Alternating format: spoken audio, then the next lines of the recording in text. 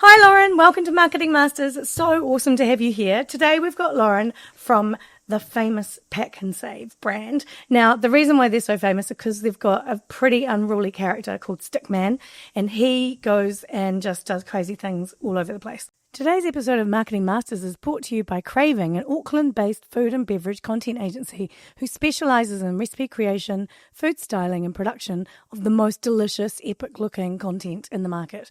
Go to Craving, craving.co.nz to find out more. So a bit about Lauren. She has been Senior Marketing Manager at PAK'nSAVE, but she's worked her way up through the ranks, and she's been there for years. How long have you been there for? 10 years now. Oh my God. I know.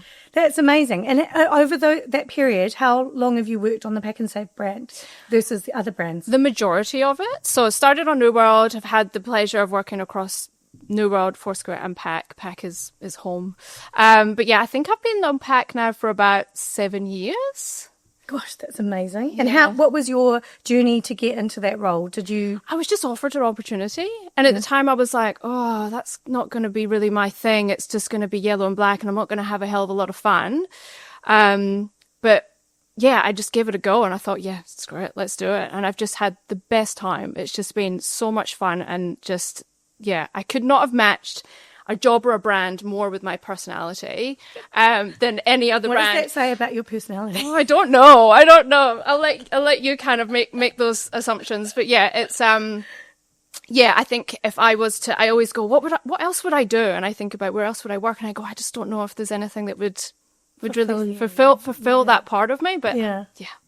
That's so cool. And so when you started working on PAK'nSAVE, because I love to look at the journey of the brand and where it's come from, and like a lot of people will go, I've heard over the years, especially from agencies where they're like, oh, people come in and they go, we need our version of a Stickman. Yeah. And so it's become like this iconic, globally like famous brand that people rave about, and he entertains and he's such a character. Was it like that when you first started, or is that journey of Stickman coming to life and him being so playful, has that been in like a shorter amount of time? I think it was always there. Foundations and the groundwork to who PAK were and who Stickman was and his personality was always there, and it just took some effort and some love and a little bit of attention to really kind of draw that out. When I first started, I mean, one of the first things we did was give him his own Instagram account. It wasn't about being PAK'nSAVE and pushing retail messages. It was about who is Stickman. And he won awards for being one of the most influential influencers on Instagram, which is just madness. But yeah, just really pushing him as an icon, as a brand in himself, as opposed to him always being attached to PAK. Yeah. People just naturally make the connection between him and PAK anyway. But he's just, yeah, I think we constantly look to push him as much as we possibly can. Yeah. He's so funny. He is. And he just gets up to the most crazy things. He's a little bit stupid. He doesn't quite get it. And I think that's the charm of him too. He's just, I mean, if you follow his Instagram page, he just doesn't quite get it right most of the time. Yeah. But that's the charm. That's the humor is, oh, here he goes again. Here's Stickman. So. And I hear you've got a tattoo. I do. He's my power move. Shall I don't know, there's the camera. I'll do it to the camera. Okay, there's the camera. Hopefully you can, if I'm in a meeting, I really need to get some attention. There he is, just looking really, really sexy there on my arms. Oh my God, he is. Yeah. He's lying down like, hi. Yeah, he's quite saucy. Yeah.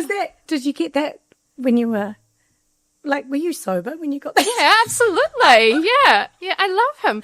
No, so there's a story. Yeah. There was a concept that got presented from the agency, and I think I said no to the same idea probably about 10 times. Really? But the team just kept bringing it out and bringing it out and bringing it out. And it became a bit of a running gag, though. Here it comes again. So every time they present something, of course, they'd kind of slip this idea or character into the concept.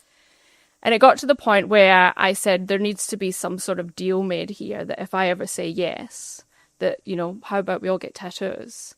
Just to kind of see how far would they go to get this concept across the line with me. So we ended up in a place where I was like, okay, if I say yes to this, that's it. Let's sign a contract. There is a contract. So on the back of a script, it's got signatures. And if this goes to TV, there will be tattoos.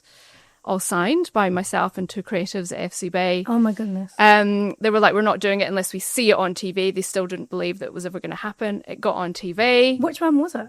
It was called Silly Goose. Yeah. It was about not jumping through hoops to get low prices and don't be a silly goose and shop somewhere else. Yeah. So I got Stickman because, of course, I would, and the creatives got the goose character from the TVC. So shout out to Tim and Aaron because they will go above and beyond for their ideas. Yeah. That is so crazy. Yeah. Because most supermarket brands around the world are all about the pretty food shots and influencers and kind of bringing it to life. And then PAK'nSAVE has just gone on this complete, he swears, he DJs, he turns up on yellow coloured brands. Like, he just does the most incredible stuff. Has there ever been a point where you go, that's too risky? Or maybe we shouldn't, like, do you get to a point where you're kind of questioning and you're on the fence and you're like, oh, I don't know, and it kind of gives you anxiety at night because he's doing something so crazy? No. I think You're like the perfect client. No, I don't feel anxious about anything he does. I think there's been times at the very, very start of an idea where you go, whoa, we need to pull that back a little bit. Yeah. But I think you've got to be really careful not to kill an idea by overthinking it. And I think that's the risk, right? You talk, agencies and other brands will talk about being brave a lot. And I think that's the thing. Like, actually, if it makes you feel a bit uncomfortable, it's probably a really good idea. Because, you know, if you're feeling uncomfortable, all you're going to do is stand out and make people notice you. So if you overthink it, you dilute it, it becomes like everybody else, then no one's going to notice anyway. No. So, yeah, no, I think there's been moments where things have probably got diluted because they've had to, but I've never felt like, oh, no, we're not doing that. Oh, my goodness. Yeah. And I've seen some of the stuff and been like, wow, how did they get that across the line? Do you have to get many approvals? Or So many approvals. Oh, yeah. So many approvals. So they're brave, like, there's bravery probably much more than just the brand team. Yep. There's bravery throughout the brand, yeah, throughout the business and throughout all our owner operators. Everybody just, they get it. It makes it easy. You know, our owners really love it when we have a go or do something a bit crazy and maverick, and, you know, they love it. So many brands want that. Yes. They want to be brave and they want to be mavericks and they want to be a challenger. Yeah. And then they do get too scared. Or how would you encourage marketers to be a bit, like, how can they back themselves, I suppose, and give the agency a bit more freedom to be a bit more creative, and or those ideas that they're kind of allowing the agency to show them, and then, like, giving it, you know, maybe we should try this out. Like, do you think, is there a way to be a braver marketer? Trust your agency. And let them go away and come up with these things. You know, our ideas above and beyond our kind of BAU marketing plans are, every brief has something attached to it that says, what else can we do? And where else might we show up? What else could Stickman do here to really cut through? We have a kind of a long-standing brief that just runs throughout the year going, what's the next thing we're going to jump on, and what's the next place we're going to show up that people aren't going to expect? And it doesn't just stop with the agency. You know, our media partners all understand our brand and get on board with the brand in the way that we want to show up. So the things like DJ Save-A-Lot at RMV, that was a massive kind of project that MediaWorks kind of suggested something at a table, and then the agency went, oh, that's interesting, and I went, oh, that's cool. Yeah. And that's how it comes to life. Wow. And it's just that one little spark, that little moment, and everybody leaning into to just being a little bit different. Do you think by doing that, that's why the brand has been so successful? Through the creative ways that it's showing up and it's pushing boundaries? Yes. That and consistency. Yeah. Yeah, the consistency is really key as well. And the consistency, let's lean into that, because we talk about, so you have like this many different media, but PAK'nSAVE doesn't show up with what I call matching luggage. It's not like you've taken one thing and you've put it the exact same thing in all different places. Yep. There is the brand colours and the brand threads and the brand that kind of feeds through everything, everything. But the way that the brand shows up is very much relevant to each platform. Yes. So a lot of brands don't necessarily get that, and kind of think, I suppose it's more expensive to adapt the creative to do something in a TikTok way versus a TV way versus taking advantage of the DJing opportunity. Yeah. And how do you justify that showing up in different ways? Because there's extra expense in that, as opposed to kind of just. There is, and we pick and choose where we show up very carefully, because we don't have the budgets to do everything and to show up everywhere. So when we do show up, we have to do it in a really genuine pack and save way. And that's probably the biggest challenge is, like TikTok's a great example. So, TikTok, it suddenly takes off and all the brands are on there advertising, and everyone's going, what's best practice? How do we show up? How do we show up? And we sat back and observed and was like, I'm just not sure this is right. It feels weird for yellow and black advertising to go on there. People are just going to swipe past it and ignore it. It's going to get boring pretty quickly. I mean, I don't know about you, but when I'm on TikTok, I see an ad, I'm like, no, thank you. I'm done. And so it was about going, how do we tap into that the entertaining or in a way that only Pack and Save can. Yeah. And so, go and have a look. I have. I don't even try and understand what's going on there. We literally gave the keys to the TikTok kingdom to our youngest team member, our marketing coordinator, and went, off you go. And she does it all on her iPhone. Does she? And it's just incredible. Some of them are so hilarious. Some of them I get, and the ones I get are funny, and the other ones I'm like, what is this? I was watching one, and I can't even remember exactly how it went, but I looked at it and I didn't get it, but it was hugely successful. Yes.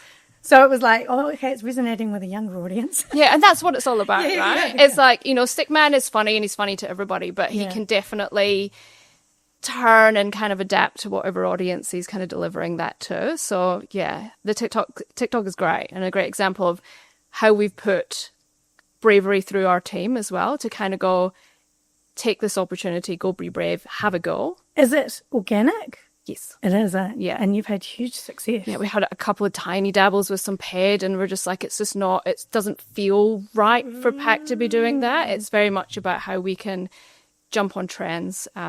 And what's happening on TikTok, is it different to what's happening on Instagram? Yes.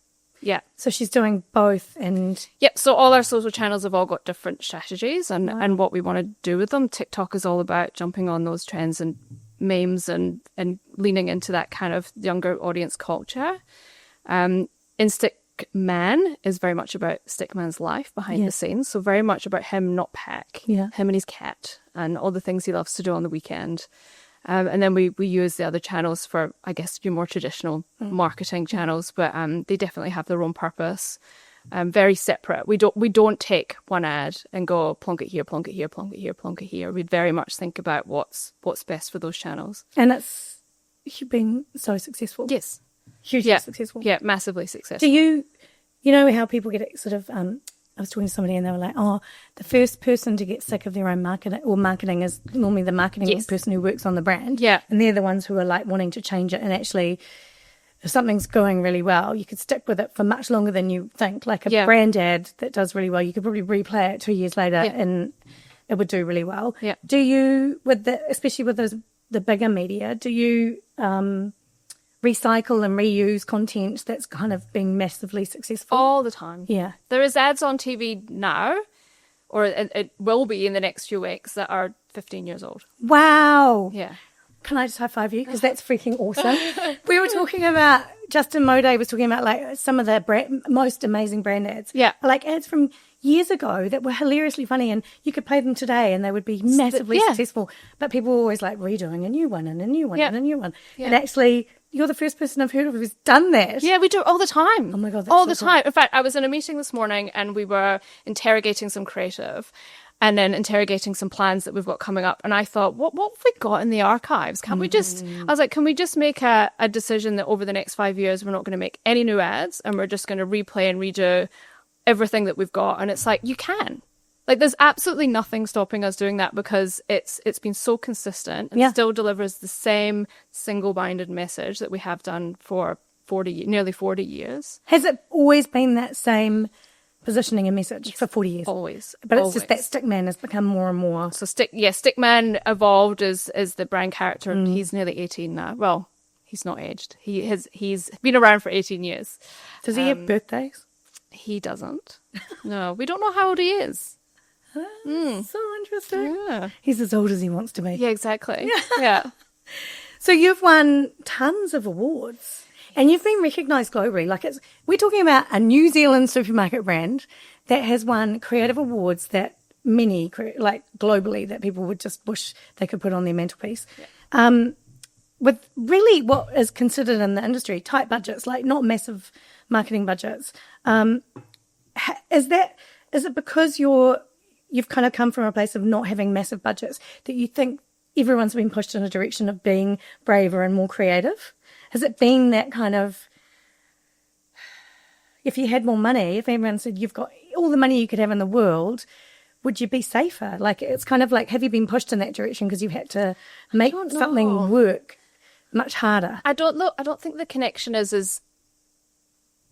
I don't think it's as clear as that. I don't think it's we win because we don't have a budget and therefore we do this. I think it comes back to the culture that we build around how we want to show up as a brand. And actually we don't want to show up like everybody else. And because we've got Stickman, who is like incredibly powerful and has the personality to allow us to push through and push boundaries and stand out. I think budget definitely comes into it, like because we have a smaller budget, we need to find ways to punch through. Yeah. And that's kind of what we're always doing.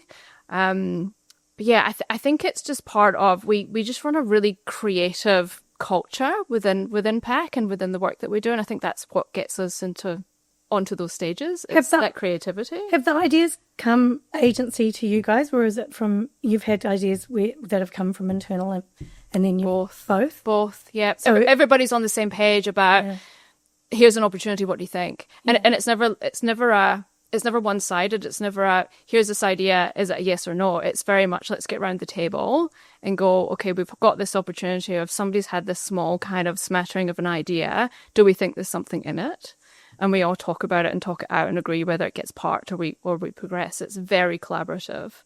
Do you have like a voting system or something? No, we just talk it out. Gut wrench it out. Yeah. It's really that's all it is. Yeah. And I don't know if that's unique to PAK, but it certainly works for us. So do you feel like the agency is almost like an extension of your team? Oh, 100%. You're like one and the same. Yep. You've got matching tattoos. Yeah, we do. Like, what else have you done together? Loads. But no, definitely. I think the agency relationship is a huge component of why we're successful and how we manage to get these ideas and turn them into award-winning ideas or activations. I think it's definitely about trusting them and letting them express their creativity. That's what they're good at, and then really kind of leaning into that as well. When they have their ideas or when you brief them, do you go, I'm assuming you go in and you say, we've got production budget of X, we've got media budgets of X, and so it's up to them to kind of figure out how they bring those to life. Yeah. Have you ever had a situation where you've got two or like ideas that you didn't think were going to work or that weren't as good as others in the past, and then they've just gone gangbusters? Like, it's been bigger than you realise. Like, you might have not spent that much media money on it because you didn't have the money to spend on it, and then it's just somehow taken its own life on board and it's got bigger and bigger organically. Gosh. Like the one you did with the brands going yellow. Oh, yeah. Yellow brands. Yeah. Like, that was tough. Yeah, that was hard work to get there, but yeah, that was... How did you do that? Like, how did that even...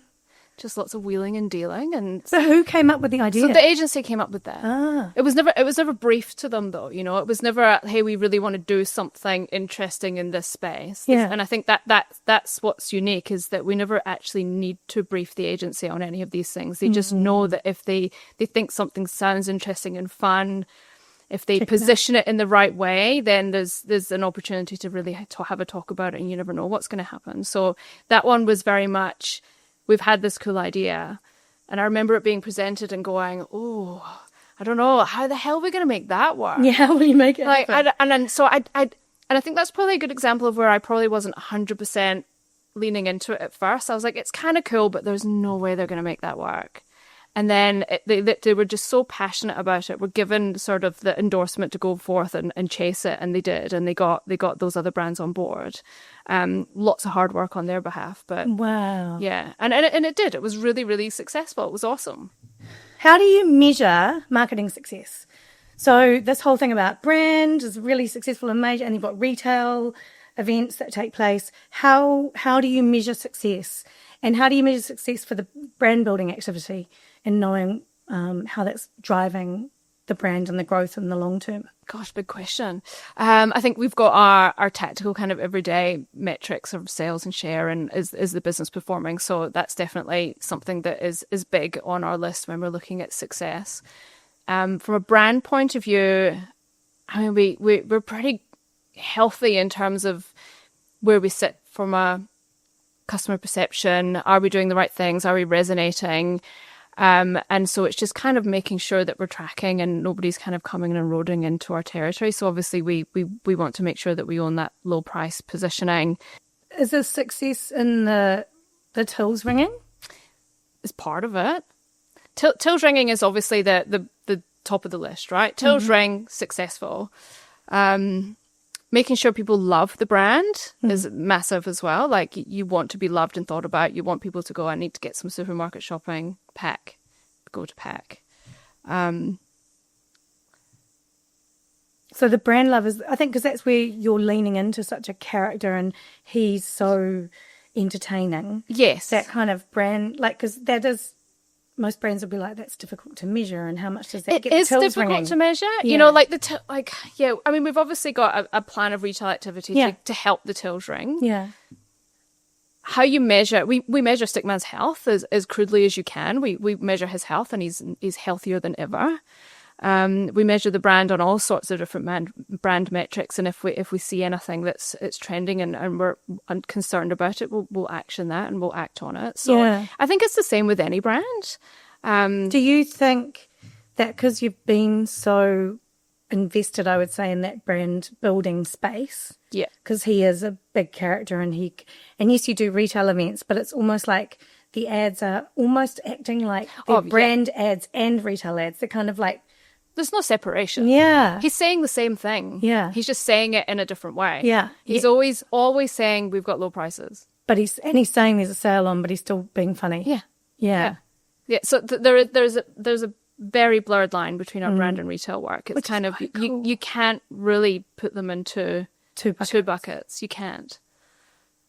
And so does that mean, because you said recently you've shifted the team structure, so you have brand and retail. Yeah. Does that mean that you'll start to be doing separate branding activities? No. Just no. getting the work done. I think I think everybody's still, the brand is still the brand, regardless of whether you're working on the retail or the brand messaging. It's like I say, it's all the same thing. You know, we're team retail, so we don't really, there's streams of work that each team will obviously look after naturally, but at the end of the day, it all comes back to the PAK'nSAVE retail brand. Yeah. Yeah. And so that Stickman DJing thing. Yes. How did that come about? That was just a bit of a comment in a meeting, and then it was. Meetings sound amazing. I know, they're great fun, and I think that's the thing. The fun side of the brand allows people to come into those meetings around a table, whether you be from agency or a media partner, and just go, "Oh, wouldn't it be funny if Stickman did this?" Everybody thinks they know what would be funny for Stickman to do. And that was just one of those conversations. And then it just was off the cuff. And then it was literally probably within a week we were making plans. So it got turned around and around, I'm going to say 6 weeks. Wow. Yeah, from a conversation around a table to go, oh, that's cool. Has he now got a manager? Oh, I think I'm his manager. Is he going to be like doing the international tour? Oh, maybe. You Imagine know, if he turned up at Tomorrowland. Oh man, I mean, up for it. I'll take him anywhere.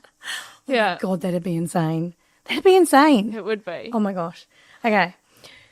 Watch out, people. It's going to be crazy.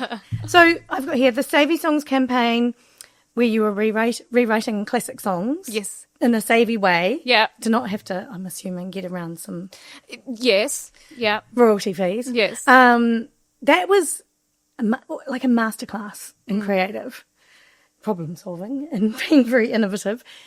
Was that, again, the agency just coming to you Just with a an idea? conversation, yeah. Wow. Yeah, just a conversation. And that's why it's so important to have this open-ended brief ingrained in every single brief that goes in. Yeah. It's just kind of there. It's bubbling there. Like, what else would we do? So you go in What and you else? say, we've got a task to do. Yeah, we've got to do this, and say it's $5 Yeah. a week, and we've got to make an ad, and we've got to make the tills ring. But What else? if there was something else, what would that maybe look like? And that's how you just let them just go. Free. Yeah.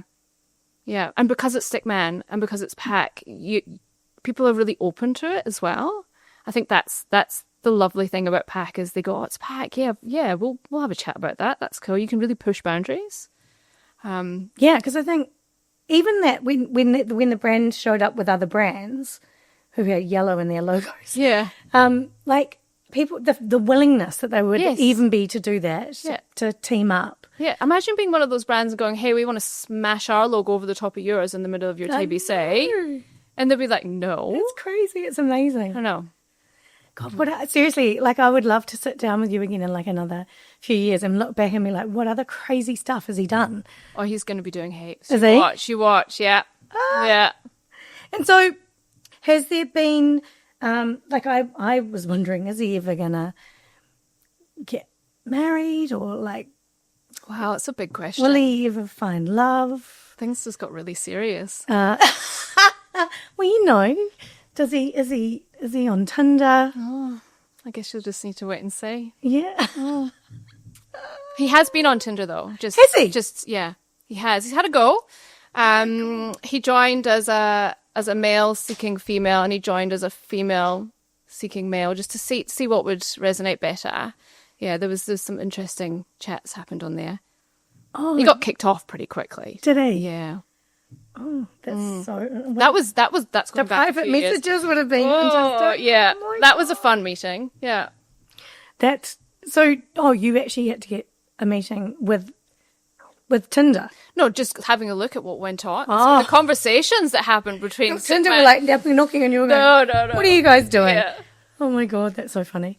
And so, when you have these ideas, you say you've never had a moment where you've said no. We've said no, Yeah. but usually we've said no because we've had to. Yeah. So, So when you say no, is that legal guidelines? yeah, I mean, there's always I think when you an idea is born, there's always comes with it a dream state of what the idea might look like, and then you start to kind of pull it apart and go, oh, that's a bit risky, oh, that makes me feel a bit uncomfortable, oh, legal would hate that, and there is bits that you have to kind of manipulate a little bit to get it in a good spot. But I'd say that we do have a graveyard of ideas that are gone but not forgotten, that just have been presented at the wrong time. Yeah. And actually one day that will be the right time to bring those back out the bottom drawer and do those. Oh my god. So yeah, so there's banks and banks of ideas ready Have to go. you got any advice? Because a lot of I was talking to somebody recently, and they were saying, "Oh, marketers are quite a lot of you're lucky to be in your role for so long, but like quite a lot of organisations do restructures. Marketing people get bought in, marketing even leads or the brand marketing manager, and they probably want to make their mark. Yes. And some of the perception it was coming out of like the review that the Marketing Association did of ads of the last 50 years was that the kind of bravery had been lost, and that people were kind of going quite mainstream and staying in the safe lanes. And then someone else was like, well, how do you empower people to pitch these braver ideas or to back them? And how do you get them? If someone says no, how do you then try and package it up differently to get people to reconsider? Yeah. Do you have any advice? Just don't give up. If you really believe in it and you think it's a really good idea, just don't give up.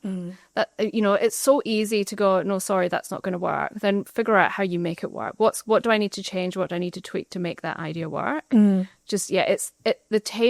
of the team have got such passion and drive and really believe in the ideas that they've got. So just, keep pitching the idea. Don't. I mean, the tattoo is a great example of that, right? The guys didn't give up on the idea, and eventually it happened. Yeah, you're crazy. I mean, I think that's amazing that you guys went that far.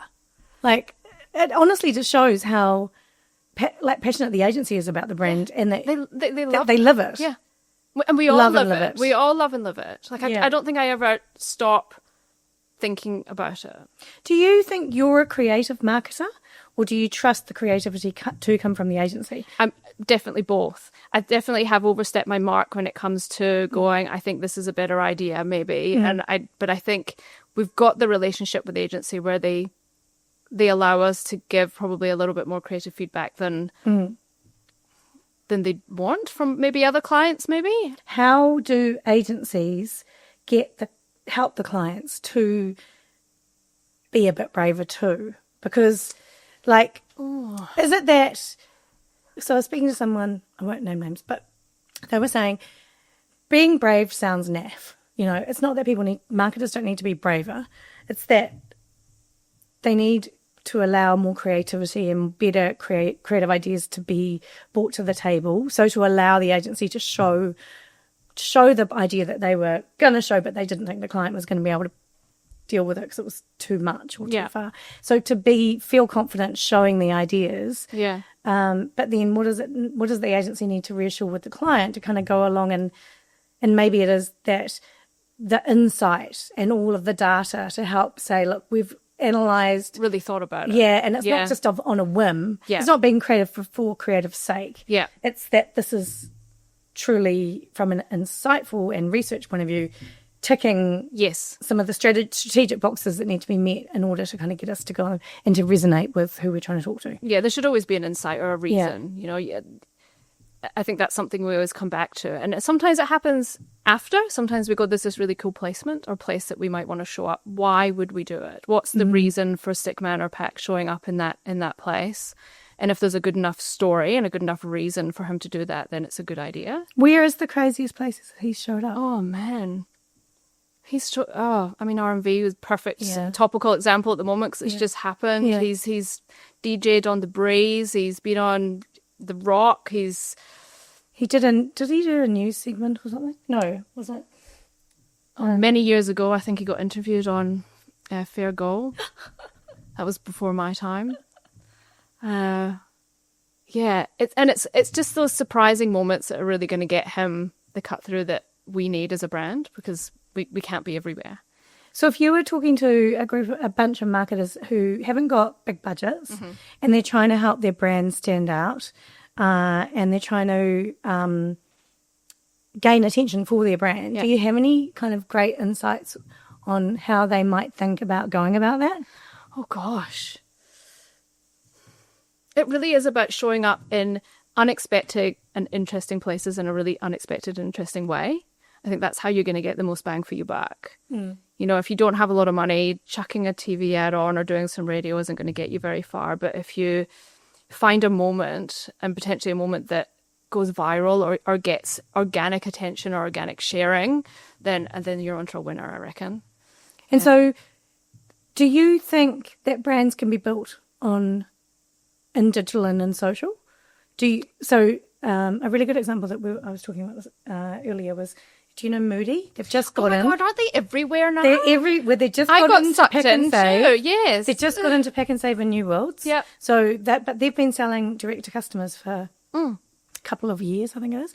And the brand was all born and developed on social. On social. And I think now that they're just kind of hot at the moment. So now that they've become so hot and they've had to put a sales limit on the flavours, it's going off and people are like, this is so cool. And then it was interesting because I spoke to her the other day and she was saying, now we're in supermarkets, we probably start thinking about more traditional media and do we need a TV ad and like, do we need to be on the radio? And so do you think that to succeed at that national level, ideally your media mix would include the more traditional channels? And it depends what scale you're after, really, doesn't it? Like I think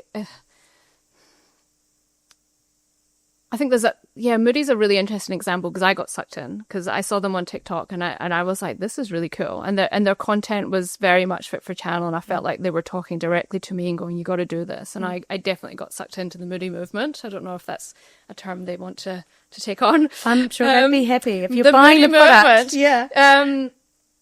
But no, I mean, I guess it depends how much scale you want. If you want to build a huge national brand and you want to make sure that you are front of mind for every single decision that a consumer is making, then you probably do need those other channels.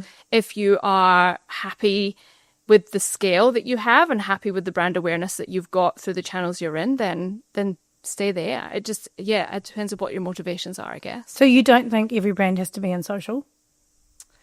Does every brand need to be on social? Probably. I feel like, yes, they would. But does every brand need to be on TV? Probably not. That's interesting. And so if you're a brand on social, what is it that took... Because Moody's a great... Because I'm going back to the live examples. Moody, see, it spoke to you. Yes. It wasn't like...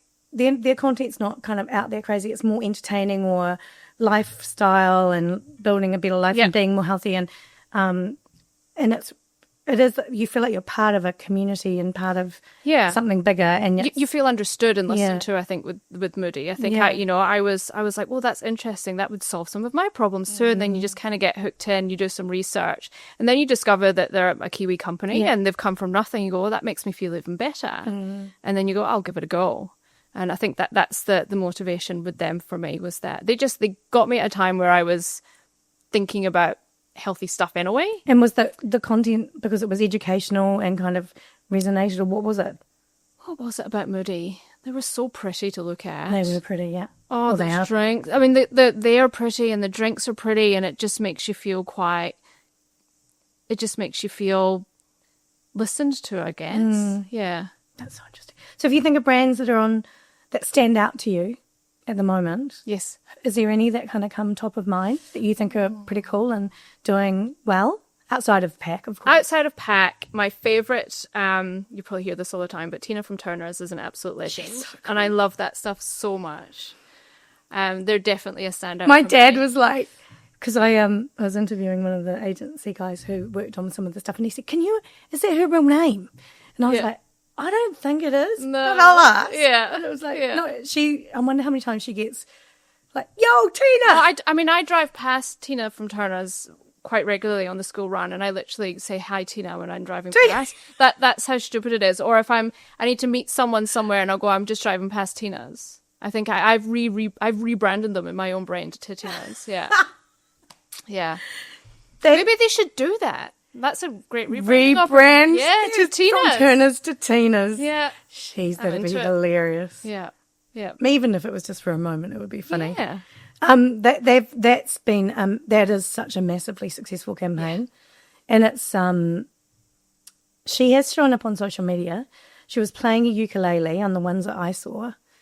And I said to someone, oh, wouldn't it be cool if they kind of properly really brought the character to life, and then actually got Tina inviting people to come on down then and there and meet her and bring their cars down to get valued and turn it into they could be doing live auctions and they could totally be going in this. They could be making social media a key part of the kind of drama and the excitement rather than just the kind of ads. But they're very clever. They do very clever remarketing. Yes. Very clever. Very single-minded. Yeah. The radio ads are just epic. Yeah, they're so good. The singing. What's a brand that you've bought recently that you were influenced? Oh, Moody. Sucked me right in. What was a brand I've bought Even recently? Makeup or? No, I'm a Thin Lizzy girl. From a makeup. Are you? Yes. Actually, secretly, I was thinking about Thin Lizzy the other day. I reckon they're a really untapped brand. I think so too. Because total side note, but they've got this cream that they do, which I haven't got yet, but I'm like secretly wanting to get it. Yeah. Where you put it on your face and it like makes you look 20 years younger in seconds. Yeah. So I get sucked into Thin Lizzy. I think it goes all the way back from when they were on TV just with that 6-in-1, and it was so hard to get your hands on. Miracle Spheres? No, it's the bronzer, 6-in-1 bronzer, and it was bronzer, eyeshadow, contour, all in one. And they'd put it on these models, and I was like, oh my goodness, look at that. And I always remember someone giving me a 6-in-1 going, I bought this and it's not the right colour for me. And I was like, I really hope this is shit because I don't want to like it. And so I remember getting it and going, oh, please be shit, please be shit. And then I put it on and I went, oh my God, it works. Because at the moment they're mostly on TV with their infomercials. And I'm like, there's an untapped opportunity here. Yeah. They could be cool. Yeah, they could be cool. They could be cool. Because they're not very cool. They're not cool. But shit, it's good. Yeah. And in fact, most of the makeup I have on right now is Thin Lizzy. Is it? Yeah. Because do you remember the luminous spheres. That's all I can remember. Yeah. The luminous spheres will radiate and Yeah. make you look like you're amazing It's from every angle. Before and after shots, you know? Wow. This side has makeup, this side has none. Doesn't she look incredible? Oh my God. Okay, yeah. So you should be, maybe you could give them some marketing advice on the side. Oh, maybe. On the side, you know, Hmm. bit of consulting. So what about in terms of like making a campaign for PAK'nSAVE and you're making it on brand, it's not matching luggage. Yeah. Is it that you just make sure that there's yellow everywhere and every piece of Pretty much. Yeah. It's easy. Have you ever done something that's yellow? Well, I could think of one with Stickman doing the DJing, but like where it's yellow, but the brand logo is not there. But people still knew it was. Yeah, the DJing is one of them. A couple of years ago, and we won some Access Awards for this one, was a press ad for $5 wig. Yeah. And there was no logo on there. All it was Stickman's stump. So not even his full body, but just the stump of the end of his arm. He doesn't have hands. Yeah. And it said high five for $5 wigs. And that was it. There was no logo, no branding, nothing. Whoa. Yeah. But everybody knew who he was. It was really obvious who he was. So that retail week did well, even though you had... Wow. Yeah. That is so cool. Yeah. So if you had to teach a masterclass for marketing, what would be your 3 non-negotiables? Masterclass. Or like 3 things that you just know work? It feels like a broken record, but consistency, really important. Know who you are and stick to it. And don't overcomplicate that. Don't worry too much about all the things that you think you should be saying. Just say the thing that you want to say and say it. When we've talked about bravery, be brave, push the boundaries. You know, if it makes you feel a little bit uncomfortable, then it's probably a good idea. And I think collaboration with your agency is really, really, really important, and allowing people to come to a table and be comfortable to share any idea, even if they think it might be a shit idea, because quite often those shit ideas turn out to be the best ideas. Yeah. I think that's probably my 3 masterclass. I think there's something about you, though, which is you're very approachable. You're not like, you know, it's not like when I don't imagine when you walk into the agency, everyone cowers, you know, like, oh my God, Lauren's here. Not. There'd be certain clients who have this kind of, in certain brands that have this, people are scared to go and present to the client because maybe they're a bit scared. Like maybe there's something about your openness and that you do give people the room. I mean, probably. I mean, I'm not an expert, and I don't claim to be. You are. But I'm not. I just really love the brand that I work on, and really love seeing it succeed. I don't consider myself an expert by any means. You've become an expert by working on that brand for so long and doing so well. That makes you an expert. But I wouldn't have got there without everybody else's input and help and support. And so I don't know what the right answer is all the time. And so it's kind of going, this is the problem, this is the question, here's what I think, what do you think? And just making sure that you get as much information from all the amazing people that are around you to make the best decision. And then you feel empowered to make the final decision? Or? Yeah, 100%. Yeah. That's so cool. And so can you share a moment in your career, it doesn't need to necessarily be now, where you saw something and you were like, that is going to work, that is absolutely incredible. You did it and it did work. It was huge. And then like, what was it about it that made you go, this is like, we've got to do it? I bet you say it's a Stickman idea. It is a Stickman idea. And I want to say R&V, but I've referenced it so much, but it really was just, as I say, we were at a table, the idea got thrown in the middle of the table and we all went, oh, that's kind of cool, let's do that. And then a couple of days later, were you serious? Do you really think that's cool? Yes, let's do it. What would we need to do? And it just happened. Wow. And it was massive. And it was honestly probably one of my career highlights was the final. Did you go to the actual? Oh, no, I'm too old to go to that. Oh, no. You're not too old. It was so far away. Yeah. And 9 o'clock. Did anyone go? Yeah. 9 o'clock. 9 o'clock's far too late. Lauren's in bed by 9. No, I am. I did joke that if had it been within an hour's drive and I could go just for the 9 minutes of the set and then go home, I would have gone. Yeah. But no, it was so far away and so late. Oh, you ended up raving till 3 in the morning. No, I don't rave anymore. No. And so, with all the shifts that are happening with AI, and is that something that you guys are thinking about at all? Or we are, but I don't think it is probably far along with those discussions as other brands might be. Do you think it's going to really transform marketing? I think it's going to transform how we potentially produce things more efficiently. I think that's where the opportunity is for PAK'nSAVE. I mean, everything we do to save people money, and that means that we don't have budgets to spend, and trying to spread those budgets as far as we can. If AI is something that can help us deliver more efficient outcomes, then I think that's where we would be. So how are you learning or keeping up with it all? We are observing at the moment, I'd say. Yeah. There's conversations happening, lots of observing. I don't know if the technology that we would require is there yet, but the conversations are happening, yeah. If you could give one piece of advice to a marketer looking to create a brand that truly stands out, what would it be? Be brave. And I know that sounds really, I've said it too many times, but it really is just about doing it differently. Not worrying too much about what people might take offense to. Everybody's going to take offense to something. And do you ever worry about the standards, authority letters coming? Oh, yeah. I mean, we get people who get upset with us. Like, don't get me wrong. Every brand gets their complaints. It just means people are taking notice of who we are and what we're saying. So take it as a compliment, I guess. Yeah. But yeah, I think you could very easily kill an idea by overthinking and thinking, oh, this person might get upset if I say this, or this group of people might take offense to that. Everybody's got some sort of subjective view on what you're saying, and somebody will take offense to it. And I think if you get caught up in that wheel, you'll never get out of it. You'll never say anything powerful enough to cut through. And finally, what do you think is the best marketing advice you ever received? Trust your gut and don't overthink it. Yeah. I think if you feel it and you think it's right, do it. Wicked. Thank you so much, Lauren. You were amazing. It's her first podcast. Today's episode of Marketing Masters is brought to you by Craving, an Auckland-based food and beverage content agency who specialises in recipe creation, food styling and production of the most delicious, epic-looking content in the market. Go to Craving, CRAVING.co.nz to find out more.